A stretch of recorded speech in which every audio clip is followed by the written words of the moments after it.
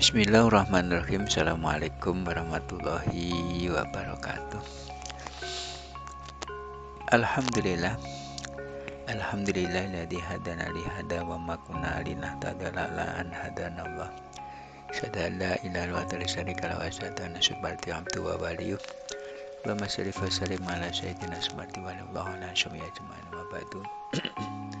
Hadirin wal hadirat keluarga besar Nusantara di mana saja Anda berada. Kami tim Rajim Nusantara akan melanjutkan yaitu informasi langit, berita kewalian untuk mengendalikan alam gaib, alam metafisika atau alam metafisika dengan alam manusia. Maka Allah SWT memerintahkan setiap alam metafisika diutus para nabi dan rasul sebagai penyimbangan antara alam manusia dengan alam metafisika. Kita sampai kepada Nabi Yusuf menjadi nabinya alam jin. Harakumullah. Jadi Nabi Yusuf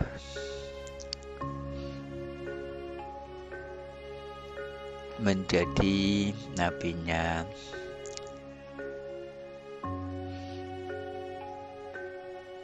alam jin. Ada dua variabel yaitu Nabi Yusuf dan alam jin. Kita akan bahas tentang Nabi Yusuf alaihissalam. Nasibnya adalah putra dari Nabi Ayub, putra Nabi Yakub. Kemudian punya anak namanya Yusuf.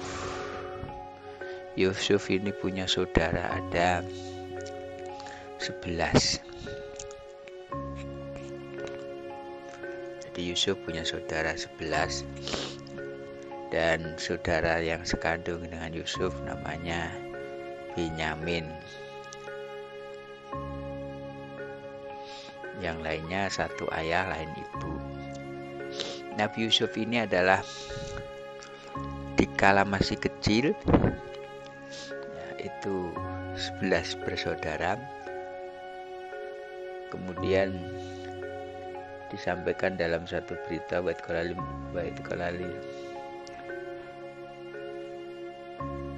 dalam surat Yusuf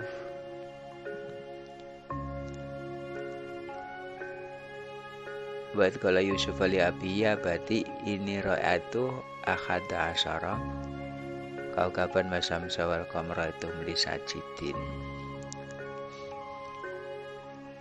Ini Nabi Yusuf alaihissalam. Wa id qala Yusuf li abihi ya abati ini ro'atu akhada asyara kaukaban masam sawal qamra itu meli sajidin. Ingatlah ketika Yusuf berkata kepada ayahnya, wahai ayahku, sungguhnya aku bermimpi melihat 11 bintang, matahari dan bulan, kulihat semuanya bersujud kepadaku. Kemudian Allah menjawab, ayahnya menjawab, qala ya bunaya la taqsus ra'yaka ala ikhwatika wayakidu laka kaida inna syaitana lil insani aduwwum mubin. Ayah Yusuf berkata, wahai anakku, janganlah kamu ceritakan mimpimu itu kepada saudara-saudaramu, maka mereka membuat makar untuk membinasakanmu. Sungguhnya syaitan itu adalah musuh yang nyata bagimu. Harakumullah, ini adalah kisah Nabi Yusuf, sehingga Nabi Yusuf itu dalam kehidupannya difitnah oleh saudaranya. Karena Nabi Yusuf ini disayang ayahnya, Nabi Yakub, maka saudaranya itu jealous, iri, sehingga bagaimana mengupayakan Yusuf ini biar keluar dari rumah, kemudian nanti akan dicelakakan. Ternyata saudara-saudara Yusuf ini punya daya upaya agar Yusuf keluar dari rumah, dan targetnya Yusuf akan dibunuh. Kemudian saudaranya Benyamin ini memberikan masukan bahwa Yusuf jangan dibunuh, namun dimasukkan ke sumur. Nanti dia masih bisa ditemukan oleh orang lain. Nah, ayahnya ini ditipu dengan bajunya Yusuf, dilumurin oleh darah kambing, bahwa Yusuf dimakan oleh serigala, oleh singa. Tapi sebenarnya Yusuf adalah telah dimasukkan dalam sumur. Hanakumullah, seiring dengan perjalanan waktu, ada kafilah yang mengambil air sumur. Nah, maka kafilah ini itu mendapati Yusuf di timbanya itu. Nah, Yusuf dijual di pasar budak.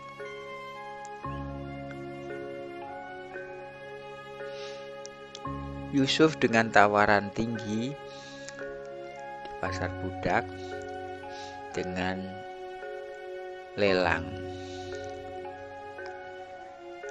Siapapun tawaran yang paling tinggi, ada yang menawar 1/4 dari emas, berat badannya Yusuf. Ya, ada yang menawar 1/2 atau setengah dengan berat badan Yusuf. Ada yang nawar dengan full, sebesar atau setimpal dengan berat badan Yusuf. Jadi kalau berat badan Yusuf 20 kilogram, maka akan dibayar emas. Bayar emas 20 kg juga, dan itu dimenangkan oleh Khizr. Khizr ini adalah Perdana Menteri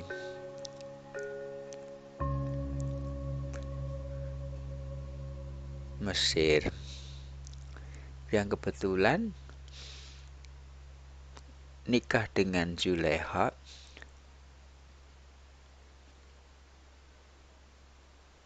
Belum punya anak.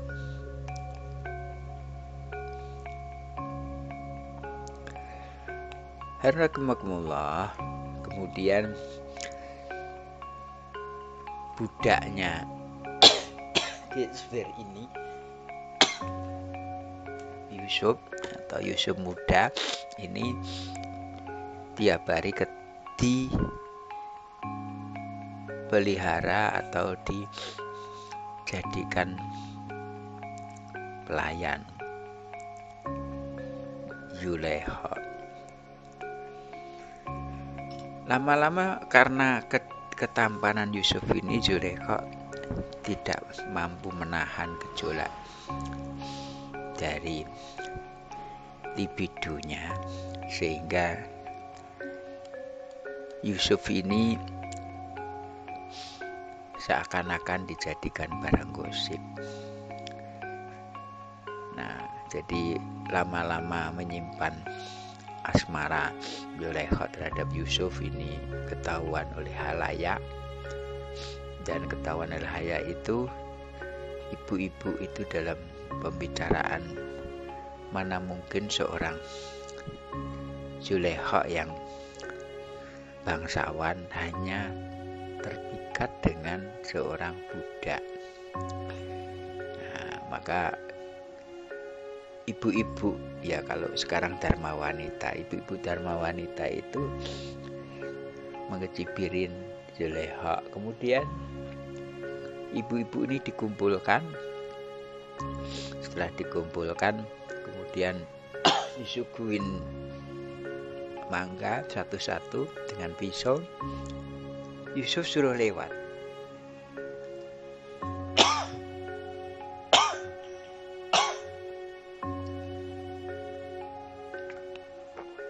ketika Yusuf lewat itu, ibu-ibu yang ada di aula itu, Yusuf ta'al, kemari Yusuf, sambil jalan membawa minuman. Itu ibu-ibu itu motongin mangga, lupa melihat kegantengan Yusuf yang kepotong tangannya. Masya Allah, ini bukan manusia, ini malaikat, gantengnya separuh jagat. Maka di situ seakan-akan pamer Zulaikha, ini kamu baru ngelihat sekali aja sudah segitu herannya, sehingga kamu tidak melihat tiap hari. Lah saya itu melihat tiap hari, bagaimana enggak gejolak asmaranya luar biasa. Di dalam kemudian terjadilah Yusuf ini dalam kondisi terjepit, kemudian pintunya ditutup, Zulaikha ada di kamar untuk melayani nafsunya. Namun Zulaikha diperingatkan oleh Allah, Yusuf, jika kamu melangkah dan berbuat maksiat maka akan dicabut kenabianmu. Nah, dari malaikat Jibril ngasih informasi begitu. Kemudian Yusuf lari dan ditariklah baju Yusuf, sobek dari belakang, dan di depan pintu itu ada Gesfir. Maka Zulaikha ngadu kepada Gesfir bahwa Yusuf adalah orang yang mau berbuat tidak senonoh kepada Zulaikha. Namun ada saksi, seorang bayi yang memberikan kesaksian bahwa dilihat Yusuf kalau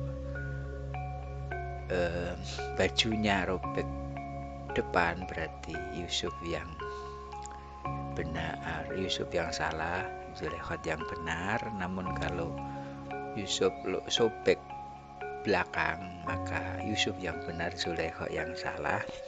Ternyata dicek bahwa Yusuf yang benar, Zulaikha salah, dan Yusuf di penjara. Nah, dalam penjara ini kemudian dia meramalkan mimpi seorang yang ditawan, yaitu pemeras anggur dan penyaji makanan. Yang satu itu dieksekusi, yang satu tetap itu aman. Dan kemudian raja ini mimpi, dan mimpinya itu ada 7 sapi gemuk-gemuk memakan 7 sapi yang kurus-kurus. Nah, kemudian mimpi ini disampaikan kepada Yusuf, dan Yusuf memberi informasi bahwa nanti ada 7 bulan, 7 tahun itu masa subur, nanti ada 7 tahun masa paceklik. Maka orang-orang Mesir harus menyiapkan makanan yang cukup. Dan ternyata betul, dan Yusuf diangkat menjadi Perdana Menteri selepas berhentinya atau wafatnya Gesfir, dan dijodohkan dengan Zulaikha. Maka Yusuf dan Zulaikha adalah pasangan yang ideal, pasangan yang memang ditentukan oleh Allah SWT, yaitu Zulaikha plus Yusuf. Ya, itu menjadi jodoh yang abadi. Ini dari sisi Yusuf. Kemudian jin itu adalah makhluk Allah yang dituakan dari api, namun kukusnya api kukusnya api ini karakternya masih lemah dibanding setan dan iblis. Maka jin ini juga menjadi sering diintimidasi oleh makhluk yang lebih kuat. Kemudian bangsa jin ini ada 2, ada jin mukmin, ada jin kafir. Jin kafir inilah yang dikelompokkan ke dalam setan. Jin mukmin itu masih jin karena dia mendapat surat jin. Jadi surat jin itu adalah surat yang diperuntukkan untuk bangsa jin karena jin mendapatkan taklif hukum. Jadi wa ma khalaqul jinna wal insa illa liya'budun, tidak aku ciptakan jin dan manusia kecuali untuk ibadah. Maka jin ini masih ada yang ibadah. Sifat jin itu parasit, kemudian dia juga riya, pamer. Jadi bangsa jin ini riya, pamer, dan iri terhadap ibadahnya manusia. Hadirin jin ini sholat 1000 rakaat dengan manusia sholat 2 rakaat itu masih mahalan manusia. Kenapa? Karena manusia itu ujiannya lengkap. Maka banyak sekali orang-orang yang menjadikan atau berkolaborasi dengan jin. Nah, itu ada jimat, ifik gitu. Nah, yang masih ada karakternya benda, kebendaan itu masih di situ bisa, dan memberikan kemampuan yang luar biasa. Ya, ada untuk kesaktian, ada penglaris, ada wibawa. Nah, orang-orang ini di ibadahnya dientertain oleh jin, maka nanti kelak orang ini akan rugi karena ibadahnya disedot oleh bangsa jin dan menjadi orang yang muflis. Muflis itu yang bangkrut. Nah, karena jin ini senang ibadah, juga senang mengeluarkan kemampuan yang di luar dari nalar manusia, maka banyak sekali orang-orang yang kolaborasi dengan jin, dan ini mendapatkan karakter parasit. Jadi jin yang akan memanfaatkan ibadah-ibadah manusia nanti dikonter dengan entertainnya jin dan amalnya diambil oleh jin. Untuk mengimbangi itu, maka Nabi Yusuf diperintahkan untuk menjadi nabinya bangsa jin. Maka Nabi Yusuf adalah nabi yang telah melewati fitnah hidup, karena jin itu banyak fitnahnya. Fitnahnya hidup dari saudara-saudaranya, bahkan di situ ada saudaranya saja tega mau membunuh, bahkan menyeburkan di sumur. Tetapi karena kesabaran dari Nabi Yusuf, ternyata orang yang sabar itu budak jadi raja. Sementara yang tidak sabar atau yang dimurkain, yang murka itu raja jadi budak, seperti Raja Namrud, Raja Fir'aun. Itu ujung-ujungnya dia dibudakin oleh alam dan ujungnya tenggelam. Untuk Fir'aun tenggelam ke laut karena dimurkai oleh Allah. Namrud meninggal dengan tragis, kepalanya dibenturkan karena di dalam telinganya dimasukin oleh sebangsa nyamuk. Hadirin, Nabi Yusuf adalah nabi yang lembut, damai, sejuk. Maka ini selayaknya pantas mengendalikan alam jin. Sebenarnya Nabi Yusuf ini tadinya dikadang untuk bisa mengendalikan alam setan, cuma terlalu lembut ini maka digeser sehingga setan dikendalikan oleh Nabi Daud alaihissalam. Dengan pengendalian ini, maka nanti ada keseimbangan antara saudara-saudara kita yang beribadah, itu tidak mudah diiming-imingin oleh entertain, kesaktian, penglarisan, wibawa, dan untuk mencari pengikut yang banyak. Namun semua itu dilakukan dengan ikhlas. Dan keikhlasan itulah sebenarnya yang akan menjadikan tingkatnya jadi muttaqin atau takwa. Jadi ibadah-ibadah saudara-saudara kita nanti aman dari rongrongan dan parasit dari jin, karena dikendalikan Nabi yaitu Nabi Yusuf alaihissalam. Dan kita mohon sama Allah agar kelak kita mendapatkan kemenangan, sekaligus kita mendapatkan kekuatan untuk melawan parasit, untuk terhindar dari parasit dan menuju keikhlasan, termasuk ikhlasnya dalam kehidupan seperti mana yang dijalani Nabi Yusuf alaihissalam, ikhlas dalam menjalani hidup. Jebur sumur menjadi nabi itu hanya Nabi Yusuf, karena kalau jebur sumur dari nabi bisa dengan orang-orang lain, ya orang lain jebur sumur biar jadi nabi.